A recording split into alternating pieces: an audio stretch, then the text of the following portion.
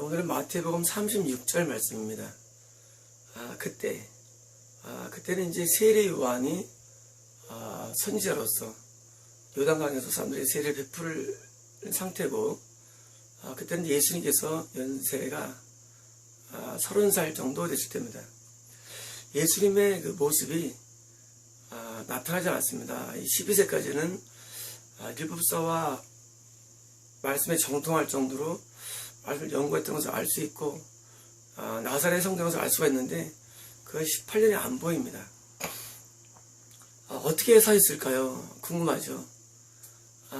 첫 번째 사람들이 갖고 있는 그 생각은 그때 아마 그 SM파나 수도생활을 갔다고 생각합니다. 그러나 그렇지 않습니다. 전혀 그렇지 않습니다. 어떻게 알 수 있냐면, 예수님께서 초기 사역하실 때 어머니와 동생들이 예수님을 이렇게 오는데, 온 이유가 미쳤다고 오는 것입니다. 예수님의 자기 가족에게서 미치다는 말로 해서 찾아올 때 예수님께서는 누가 나의 어머니 형제들이 말씀하시면서 자기 가족들에 대해서 저를 평가한 내용을 보면, 우리가 대부분 가출할 때 불교로 출가를 하죠. 출가할 때 가족이 오지 누가 한참 몇 년이나 지났을 때 오겠습니까? 그래서 그것은 잘못된 사람들의 생각입니다. 예수님께서는 계속 가정생활을 하셨습니다. 그래서 18년 동안이 궁금하지만 가정생활을 했다는 것이 분명하고, 두 번째로는 예수님께서 어떻게 사셨을까 부분인데, 예수님의 어머니는 오래 사셨죠. 저 마리아는 제가 터키 갔을 때 승천한 장소까지 가본 적이 있는데, 물론 승천을 믿지는 않습니다. 이제 어머니는 100세 이상 살았다고 생각됩니다. 근데 아버지 요셉은 예수님이 30살 전에 돌아가신 거 분명합니다. 그러니까 요셉은 예수님 연세 12세부터 30살 사이에 아버지 요셉은 돌아가십니다. 그리고 예수님의 아버지 요셉의 직업은 목수죠.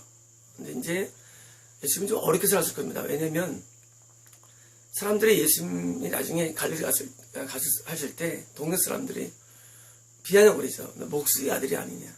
내가 너희 어머니 마리아도 알고 너희 동생들도 아는데 하면서 하는 거 보면은 분명히 예수님은 생계가 좀 어려웠을 것입니다. 왜냐면 그 당시나 지금이나 돈이 장땡입니다.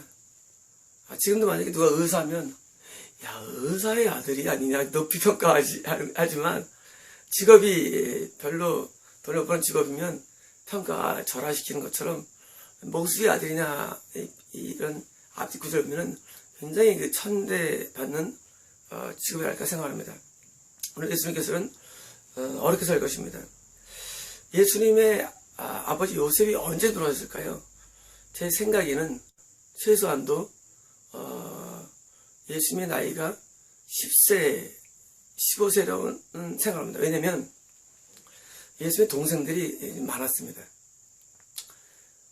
보통 옛날에는 이 형제나 이 타월이 2년이나 3년 타월입니다. 그럴 수밖에 없습니다. 왜냐면 아기를 젖을 무는 시기가 보통 1년에서 2년이기 때문입니다. 2년 지나면 못 뭅니다.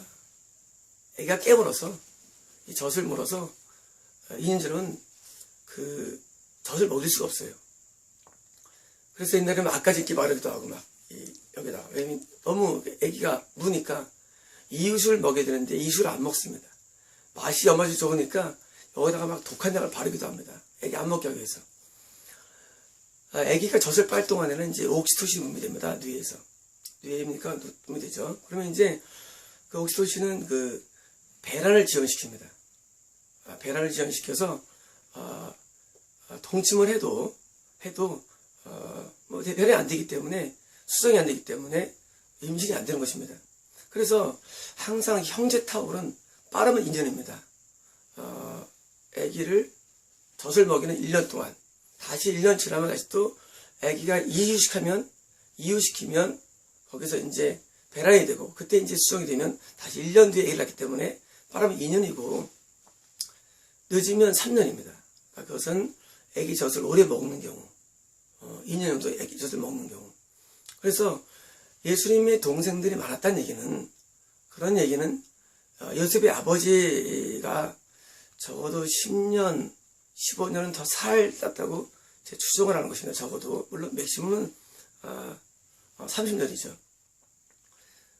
또 한 가지, 예수님께서 그 18년이 안 나오지만 어떻게 해야 될까를 알 수 있는 방법은 바로 예수님의 동생에 대한 견해이기 때문입니다. 야고보서를 읽었었냐면 예수님의 동생이 야고보서를 기록합니다. 여러분, 이 신약에 있는 야고보서는 이건 제자가 쓴 게 아닙니다. 제자 사도 야고보는 초기박해 때 죽게 됩니다. 순교당합니다. 초기 예루살렘 박해 때 순교를 당하고 야고보서를 쓴 기자가 예수님의 동생 야고보입니다. 그래서 이 야고보서를 보면, 야고보서의 내용을 보면 대충 우리가 알 수 있는 게, 야고보서는 행함이 없는 죽음이 됩니다라는 유명한 말씀이 있는 구절이며, 루터가 아주 열받은 구절이죠. 여러분, 루터를 좋아하지 마십시오. 훌륭한 사람이지만 교리는 한계가 있습니다.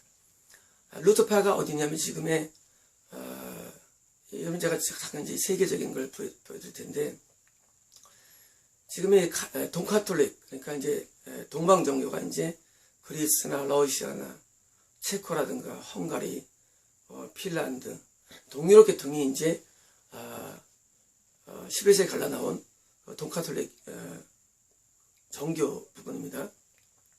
서카톨릭, 지금의 카톨릭이 이제 이태리, 프랑스, 이런 또 서방부에 있는 서유럽 이쪽 정도가 이쪽이 이제 카톨릭 지역입니다. 물론 스위스 같은 이제 칼뱅이 활동했던 지역이 있지만, 여기는 이제 신교지만, 루터교는 이제 독일 출신이다. 루터가 독일이라든가 덴마크, 이제 스웨덴, 노르웨이, 북유럽의 루터파 교회입니다. 우리가 속해 있는 건 그쪽이 아닙니다. 루터교는 이제 해보라 구원받는다의 교리죠. 믿음으로. 루터가 이 야고보 때문에 고민을 많이 하는 면이 있습니다. 자꾸 말씀을 해봤는데, 루터가 고민합니다. 행함으로 구원받는다가 이 야고보서이기 때문에 루터가 한 번은 야고보서를 찍고 싶은 마음, 성경에서 교리에 안 맞으니까 찍고 싶은 마음이 많은 그런 게 야고보서입니다. 야고보서를 읽어보면은 마치 구원이 정말 행위나 구원만 것처럼 묘사가 됩니다. 왜 그랬을까요? 그것은 야고보 자신의 삶이기도 하며, 동시에 야고보는 분명히 성장 과정에서 큰형 예수님의 성장을 봤을 것입니다. 매우 중요합니다. 예수는 분명히 어려웠습니다. 여러분, 삶의 생계가 어려우면 범죄하게 됩니다. 여러분, 범죄 왜 합니까? 거짓말 왜 합니까? 여러분, 사기를 왜 칩니까? 왜 탐심을 가집니까? 어려워서 그렇습니다. 보통 사람의 삶은 좀 어렵습니다. 어렵기 때문에 사람들은 범죄한 것인데, 예수님은 가정이 어려운데 범죄를 안 하는 거예요. 근데 제 추정입니다. 야고보 동생을 볼 때 예수님은 범죄를 안 해요. 예수님 분명히 목수를 도왔겠죠. 여러분, 옛날이나 지금이나 일을 하면 좀 사기를 쳐야 먹고 살아갑니다. 여러분, 안 그렇습니까? 근데 예수님은 그런 걸 안 해요. 어려운데도 그런 죄를 안 짓습니다. 야고보서는 이런 바울 서신과 다르게, 요한 서신과 다르게 아주 굉장히 행함을 강조하는 그런 내용들이 있습니다. 그래서 분명히 예수님께서는 성장 과정상 굉장히 바른 삶을 살았다고 생각합니다. 또 한 가지 야고보서의 특징을 보면 나중에 기도로 막을 내립니다. 여러분 잘 아시다시피 엘리야는 성령이 같은 자로 돼. 기도하자 하늘에 비가 내리고 하늘에 비가 막히는 내용으로 막을 내립니다. 낙타미로라는 여러분 책을 아실 것입니다. 야고보도 기도를 많이 했고, 또한 야고보는 분명히 형의 큰형 예수님의 어떤 장면을 통해서 배운 게 아니라 생각됩니다. 예수님은 분명히 그 기간 동안 바른 삶과 기도 생활을 했다고 생각됩니다. 기도 생활. 예수님은 세례요한처럼 출가해서 기도 생활을 하지 않았지만, 예수님은 자기의 생계를 담당하면서 여러분, 예수님은 아버지가 돌아간 다음에 가장입니다. 옛날에는 이제 보통 24가 때부터 이제 생계를 유지할 수가 있죠. 그래서 예수님의 그 많은 세월 동안이 가정을 돌보는 일에 충실했다고 생각합니다. 동시에 예수님께서는 기도생활을 했다고 생각됩니다. 여러분, 영의 나이가 12세까지는 말씀 위주로 우리가 영이 성장합니다. 그러나 영의 나이가 13세부터는 기도로 성장함을 아셔야 합니다. 굉장히 중요합니다. 여러분, 우리의 영이 성장하는 방법들이 이제 말씀 성장이 주도되다가 드디어 기도로 성장됩니다. 이 말씀을 드린 이유는 여러분이 다니는 교회가 그거 안 하기 때문입니다. 저 어릴 때, 여러분 60대는 아실 겁니다. 옛날에는 수요 기도회였습니다. 여러분 지금처럼 예배 안 드립니다. 그냥 기도회입니다. 옛날에는 금요 기도회가 밤 정말 철회했죠. 금요 철야 기도회입니다. 기도회입니다. 그리고 옛날에는 새벽 기도회입니다. 여러분 옛날에는 새벽 예배가 안 드렸습니다. 오면 기도했습니다. 60대는 기억할 겁니다. 제 말씀을 이해할 겁니다. 근데 변질됐습니다. 지금은 기도를 안 하고 다 예배입니다. 그냥 했던 얘기 또 듣습니다. 여러분 예배에서 뭐합니까? 알던 얘기 또 듣습니다. 듣던 거 또 합니다. 또 대표기도 하고 또 예배 말씀 듣고 그리고 찬송으로 끝납니다. 여러분 바른 게 아닙니다. 여러분 초창기 때의 예배는 그렇지 않은 것을 알 수 있습니다. 제가 루터 얘기를 하다 말았는데요. 루터교구, 그 다음에 이제 신교는 영국, 그 다음에 이제 미국, 그리고 한국, 그 다음에 이제 중국입니다. 이 신교 지역입니다. 신교 지역은 이제 믿음으로 구원받는 것입니다. 맞습니다. 믿음으로 구원받습니다. 그렇지만은 제가 말씀드린 내용은 거의 끝나지 않습니다. 믿음으로 구원받는 것은 속죄의 적입니다. 그러나 성결된 자에 한해서 이것이 제주장입니다. 이건 이제 독보적인 내용들입니다. 믿음으로 구원받지만 성결된 자에 한해서 그게 바로 행함인 것입니다. 이 성결을 조건하는 것이 제가 사복음서 전에 드린 이 서로에 관련된 그런 내용들이 블록에 나온 것입니다. 그래서 행함이 물론 지금 루터교는 바뀌었습니다. 루터교가 믿음으로 구원받는다에다가 행함을 넣은 지가 꽤 됐습니다. 루터교는 교리 바뀌었습니다. 행함이 얼마나 중요한가를 말씀드리는 것입니다. 행함이 성결에 있는 과정으로서 있는 것이고 이 성결의 과정에 있는 사람에 한해서 속죄의 적용을 받기 때문에 제가 교리가 다른 것입니다. 그러므로 예수님께서는 거룩한 삶을 살았습니다. 그리고 기도의 삶을 살았습니다. 그래서 여러분 기도의 삶으로 들어와야 됩니다. 7년 전쯤입니다. 7년 전, 8년 전? 제가 일산에 살 때인데 후배가 갑자기 갈 데가 없어서 우리 집에 와서 일설을 했습니다. 그 친구는 이제 그때 30살쯤 됐는데 뭐 어쩔 수 없죠. 뭐 제가 집에 있게 되니까 제가 왕이죠. 뭐 집에서 어느 날 우리 집에 한 달 머물 때쯤 기억됩니다.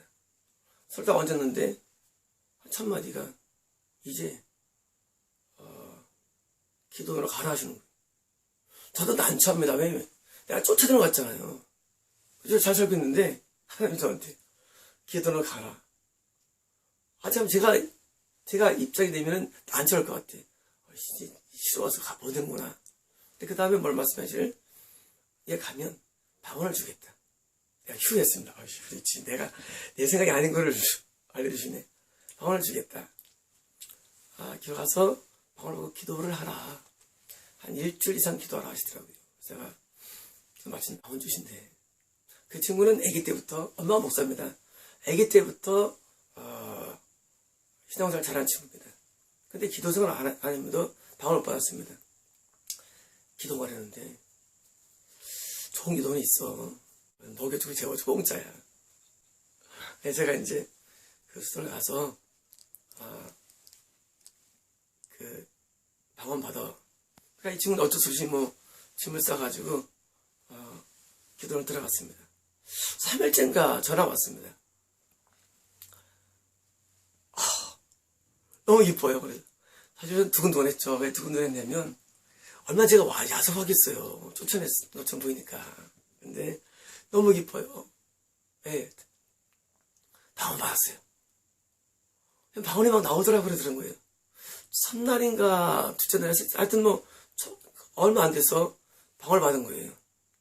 저 이제 갈게요. 오지 마. 기도하라 했어. 일주일 이상 기도해야 돼 했더니 심심해요. 그래서 다시 집으로 와서 제가 왔는데 설을 딱 얹었는데 기도 안 했다고 책망하시더라고요. 어떡하냐. 지금처럼 기도 안 하면 45살 때까지 남는 게 없대. 응? 그때 어쩔 수 없이 기도하게 되는데 안타깝더라고요. 물론 그 친구는 나름대로 어릴 때 신앙생활이기 때문에 기도를 했다고 생각했지만 주님이 말하는 기도랑 다른 것입니다. 여러분, 주님이 원하는 대로의 기도를 해야 됩니다. 여러분, 영의 11세까지는 주님이 원하는 말씀 생활을 해야 되고 말씀에 정통해야 되고 영의 나이가 13세부터는 주님이 원하는 기도 생활로 들어가야 됩니다. 그리고 이제 그 친구는 지금 8년 됐으니까 아마 지금 나이가 아마 38살 되겠죠. 40살이면 기도하겠죠. 여러분, 우리 영은 기도로 성장합니다. 여러분, 하루를 왜 삽니까? 여러분, 하루를 왜 삽니까? 먹기 위해서 합니까? 우리가 하루를 살아갈 이유는 내 영이 성장하게 살아야 됩니다. 그런데 말씀을 대충 이수한 사람들은 드디어 기도로 들어가야 됩니다. 그래서 영이 성장해야 됩니다. 자, 지금 예수님의 나이는 30살입니다. 영의 나이를 의미합니다. 자, 우리가 영의 나이가 쭉 성장해야 됩니다. 그래서 성장하면 드디어 처음에는 말씀으로 하나님을 만납니다. 나중에는 기도로 하나님을 만나게 되겠습니다. 저 얼마나 기도를 많이 했냐고요? 저 옛날 주일날 7시간 기도 보낸 적입니다. 저는 기도를 생활화했습니다. 여러분, 제가 계시와 생활했던 말씀드렸죠. 저는 기도가 삶입니다. 저는 기도로 하루를 살아갑니다. 여러분, 기도를 하지 아니하고 하나님을 증거한다는 것은 그것은 상계명을 어기는 것입니다. 여러분, 말씀 좀 배우고 신학 좀 한 다음에 기도생활 좀 한 다음에 남을 인도한다는 것, 이건 남을 죽이는 것입니다. 여러분, 남을 죽이지 마십시오. 여러분, 고수가 되지 아니하면 남을 죽이는 겁니다. 여러분, 여러분이 말씀에 정통해야 되며 기도에 정통할 정도의 기도자가 돼야만 남을 인도해야지. 여러분, 남을 죽이면 안 됩니다. 여러분, 절대 남을 인도를 하지 마십시오. 여러분, 그 가르침 때문에 남을 죽는 것입니다. 또 한 가지 말씀드리겠습니다. 임자들이라는 교회가 있는데 그 교회 청년들을 제가 인도한 적이 있습니다. 3명이 왔습니다. 교정이 안 됩니다. 그 교회에서의 청년부 때는 뭐 하냐면 맨날 연극하고 그러다 다 가르칩니다. 여러분, 문제는 왜곡된 가르침을 받아가지고 교정이 안 됐습니다. 물론 한 명이 되긴 있죠. 근데 안 됩니다. 여러분, 제가 말씀을 드리는 이유는 그게 더 큰 교회입니다. 여러분이 가르치는 그 가르침이 여러분 성도를 신앙을 왜곡시켜서 결국은 미혹시키고 결국 구원을 방해시키는 일을 하기 때문입니다.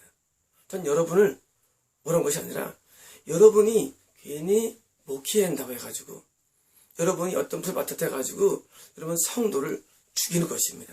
결국 천국에 들어가지 못합니다. 저는 많은 사람들을 가르쳐봤습니다. 여러분 가운데 가르치는 사람 가운데 어떤 사람이 안 되는 이유는 그 잘못된 가르침이 들어가면 끝장납니다. 여러분, 오히려 가르치지 않는 게 낫습니다. 잘못된 가르침 때문에 알코올 중독에서 벗어나지 못하고 신천지나 이단에 들어가고 신천지 가면 여러분 대부분 지옥 갑니다. 어떤 사람은 노숙자의 삶을 살아가며 왜? 그 교회가 받는 겁니다. 교회가. 여러분, 그 청년들이 아예 그 교회를 안 갔으면 임자들의 교회입니다. 보십시오. 임자들의 교회. 안 갔으면 그 청년들이 신앙이 나쁘지 않았을 것인데 잘못된 가르침으로들이 왜곡되어가지고 결국은 타락되고 청구되지 못하는 것입니다. 이 말씀을 드린 이유는 여러분, 이 신앙생활에서 바른 가르침이 얼마나 중요한지 모릅니다. 그래서 우리가 신앙에서 기도로 들어갈 때 기도로 들어가야 되고 바른 말씀을 알아야 됩니다.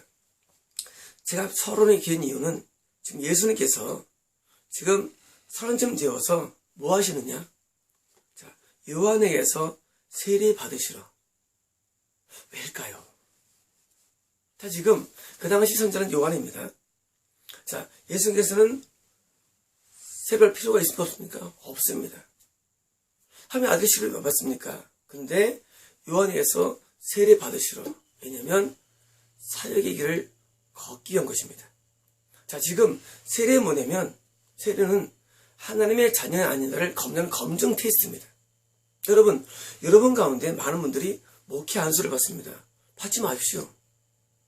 그거 왜 받습니까? 물론 제도적으로 목회 안수가 있습니다. 그러나 무용지물입니다. 예수님께서 세례 받으시러 이건 뭐냐면 자, 사역을 하기 위해서 필요한 내용이 첫 번째가 세례입니다. 이런 겁니다. 여러분이 천국에 들어가지 않는 불구하고도 사역하면 전부 다 지옥 보내는 것입니다. 여러분, 교주를 욕을 왜 합니까? 교주를 욕하라는 이유는 교주는 지옥 가는데 그걸 인도하기 때문에 잘못된 것입니다. 그렇지 않습니까? 여러분, 대부분 목회자가 지옥 갑니다. 그런데 목회자가 자기가 목회에서 받아가지고 목회 활동하면 사람들 죽이는 것입니다. 여러분, 그래서 세례를 받아야 됩니다. 세례를 누가 받습니까? 요한이십니다. 요한은 누굽니까? 선지자이면서 하나님과 예수님과 성령과 천국과 지옥을 아는 사람입니다. 그래서 세례를 받으려면 아마 천국과 적어도 천국 가는 사람에게서 말씀을 받아야 하지 않습니까? 여러분, 적어도 천국에 들어가는 사람을 통해 말씀을 받기 때문에 반드시 사명을 할 사람, 반드시 사역을 할 사람들은 세례를 받아야 됩니다. 누구한테요? 요한에게서. 요한이 지금 없습니다. 요한이 있습니까? 여러분 가운데 천국 지옥을 말할 사람 없습니다. 정 여러분이 어려우면 저한테 오십시오. 전 여러분에게 천국 지옥을 말씀해드리겠습니다. 저는 그런 실력은 있습니다. 저는 찾아보면 천국 지옥을 알려줍니다. 하지만 더 좋은 방법이 있습니다. 성령세를 구하십시오.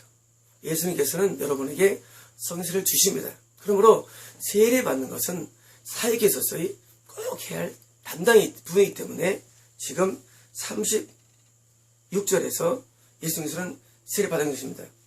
예수님께서는 우리의 모범이 되십니다. 여러분, 우리는 예수님의 길을 따라가야 됩니다. 예수님께서는 세례 받을 이유가 없지만 바로 오늘 우리를 위해서 세례 받는 모습을 보여준 것입니다. 여러분, 세례가 필요합니다. 어떤 세례입니까? 진정된 세례. 천국과 지옥을 알려주는 세례를 받아야 됩니다. 그래서 요한의 세례는 고수의 세례를 받든지 아니면 예수님께 성령 세례를 받아야 됩니다. 세례 받으시러 갈릴리에서, 갈릴리 어디입니까? 갈릴리는 예수님이 성장하고 살았던 장소입니다. 자, 자기 삶에서, 여러분 중요합니다. 여러분 삶에서 이탈하지 마십시오. 여러분의 삶에서 이탈하지 마십시오. 여러분, 많은 사람들이 삶에서 이탈합니다. 여러분, 불교는 출가합니다. 이 세례 요한은 처음부터 나시린에서 태어났고 부모로부터 나시린에서 성장되며 그렇기 때문에 유대 광야에서 생활하며 야생 생활합니다. 여러분, 메뚜기 먹은 거, 꿀 먹은 건 이것은 사랑과 교집하지 않은 것을 말합니다. 세례 요한은 도통한 삶을 살아갑니다. 그러나 보편적으로 여러분 사역할 때 사역은 삶에서부터 출발해야 됩니다. 여러분의 삶에서 벗어난 사역들은 위험합니다. 항상 우리 터전은 가정이 돼야 되고, 우리 터전은 직장이 되며, 우리 터전은 학교가 돼야 되며, 우리 터전은 교회가 돼야 됩니다. 여러분, 이 삶에서부터 출발돼야 됩니다. 예수님께서는 갈릴리에서 요단에 오십니다. 요단은 뭘 상징합니까? 요단은 바로 세례 요한이 세례를 상징하며 동시에 이것은 세례소를 상징합니다. 여러분, 사역을 출발을 여러분 사역을 원하십니까? 여러분, 세례 받아야 됩니다. 이게 성령이 주는 메시지입니다. 여러분, 비록 짧습니다. 그때 예수님께서 요한에게서 세례 받으시러 가려서 이사를 보십니다. 여러분, 이게 그냥 진짜 아십니까? 여러분, 성경은 한 절 한 절이 다 그냥이 없습니다. 여러분, 앞으로 너희들아, 너희는 나처럼 세례 받으라 것입니다. 누구에게? 영이 말씀으로 성장되고 기도로 성장되어 드디어 사역에 입문하는 너희들아, 너희는 드디어 세례 받으라 하는 메시지입니다. 여러분, 세례를 받아야 됩니다. 여러분, 신학교를 졸업하고 목회학을 받고 끝나지 마십시오. 그분은 반드시 세례 받아야 됩니다. 왜냐하면 천국에 들어간다는 보장 없이 사역한다는 얘기는 그 사람 때문에 많은 사람을 지옥의 자식으로 만든다는 것입니다. 예수님 당시에도 바리새인과 서기관이 그 당시 교회의 종교 지도자입니다. 그들이 어디 갔습니까? 지옥 갔습니다. 여러분, 지금의 종교적인 지도자들이 대부분 지옥 갑니다. 저는 압니다. 여러분, 여러분이 지금 다시 사기를 가려 합니까? 바리새인에게, 서기관에게 맞는 목소리 받지 마시고, 여러분 똑같이 예수님처럼 세례를 받아야 되는데, 요한 선지자처럼 엄청난 고수, 전과 지옥에 보낸 사람에게서 세례를 받든지, 아니면 저에게 오십시오. 아니면 예수님께 직접 성령 세례를 갈구하십시오. 세례를 받고 사역을 시작해야 됩니다. 만약 그렇지 않으면 여러분은 많은 사람들을 같이 지옥에 끌고 가는 나쁜 범죄를 하는 것이며, 여러분, 범죄행위입니다. 여러분 가운데 많은 목사님은 범죄한 것입니다. 여호와의 증인이 가끔 오는 사람이 있습니다. 제가 잘 안 만나는데 제가 그런 말 했습니다. 당신은 범죄하는 것입니다. 당신의 인도가 범죄입니다. 여러분, 천국에 들어가지 못한 사람은 모든 사람들 범죄입니다. 더 큰 형벌이 기다립니다. 여러분, 목사님들 주의 드립시오.